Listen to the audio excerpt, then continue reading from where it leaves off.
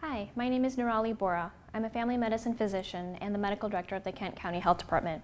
I'm here to talk to you for a few minutes about COVID-19.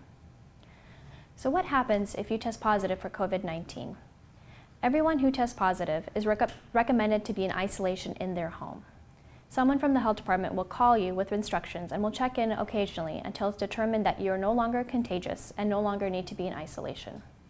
The person who calls you will also ask about recent contacts. Contacts are people who either live with you or people who have been around for longer than 15 minutes, starting 2 days before you developed symptoms. The caller will help you identify these people so that they can also be called and given information. There is no reason to be ashamed of testing positive for COVID.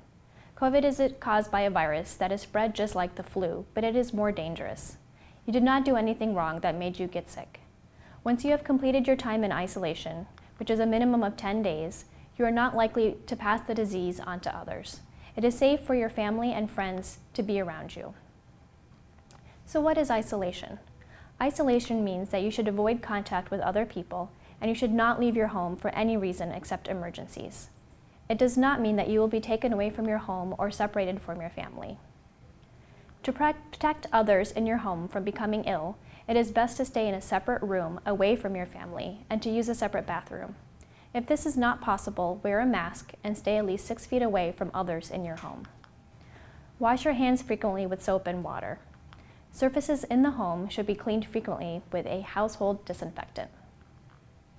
While you're in isolation, a caller from the health department will be checking in with you.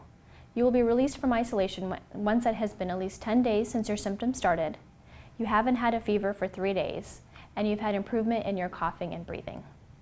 Again, it is safe to be around someone who has recovered from COVID-19 and has completed isolation. So what is quarantine? If someone has contact with a person who tested positive for COVID-19, then they are at risk for becoming ill with the virus. To stop the spread to other people, it is recommended that anyone with contact be under quarantine for 14 days since last contact with that person. Then, if they become ill, they will not have spread the virus to others. Quarantine does not mean that you will be taken away from your home or that your family will be separated. It is very similar to the governor's orders to avoid contact with others by staying in your home as much as possible. You're encouraged to leave your home only for your job and important tasks like grocery shopping.